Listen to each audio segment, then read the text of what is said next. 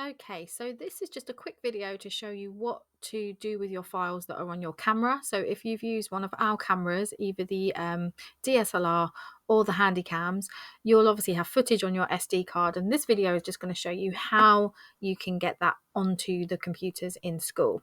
So you want to click on the file manager down here. And what you will find is that you should have somewhere on this left hand side that says this PC. When you open up this PC, this is what it looks like. And when you plug in your SD card, it might not say CAM SD. It might say something slightly different, but it is an external drive. It might say USB SD because if you've put in the USB reader, but essentially it should look a drive looks something like this. It shouldn't be the DVD. It shouldn't be Windows, and certainly shouldn't be system reserve. So something like that.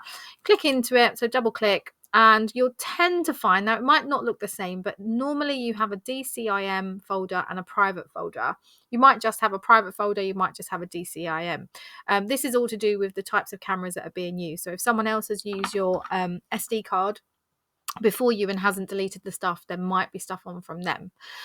So if you're using one of our Handycams, you go into private and then you double click again. Now this is where it gets a little bit complicated. I don't know what these folders mean or why it saves in this way, but it does.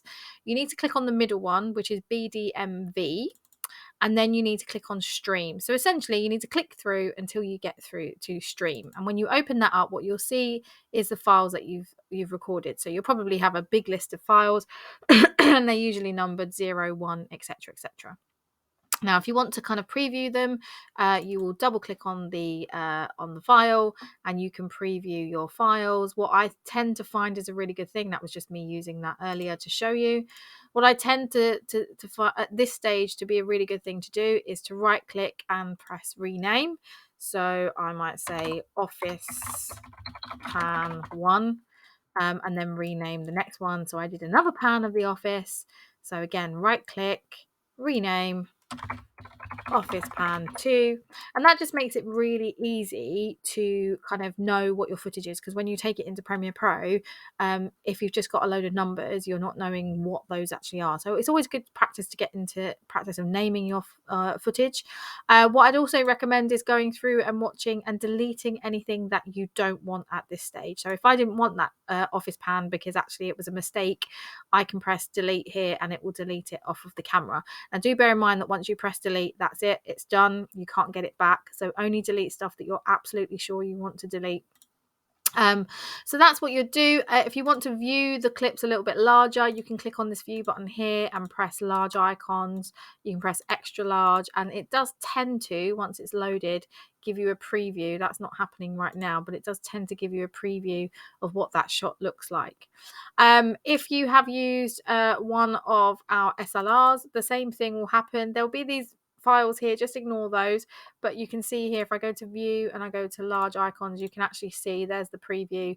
That's my video file, and again I can click on it, rename it and say one. Once you're happy with all of the clips that you've kept, you've deleted the ones that you don't want, what you will then do, so I'm going to go back into the SD card one because that's got 2 clips. You will highlight all of them. If you want to do that in list view, it might be easier. So if you click on list, then you just drag up with your mouse and you highlight all of them and you right click and press copy.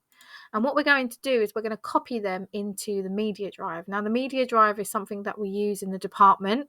We're going to be using it a lot in our projects if you haven't used it already. So if you click on media drive, you can also find the media drive in this PC. So on the computers in room 57 and room 58, you have access to the media drive.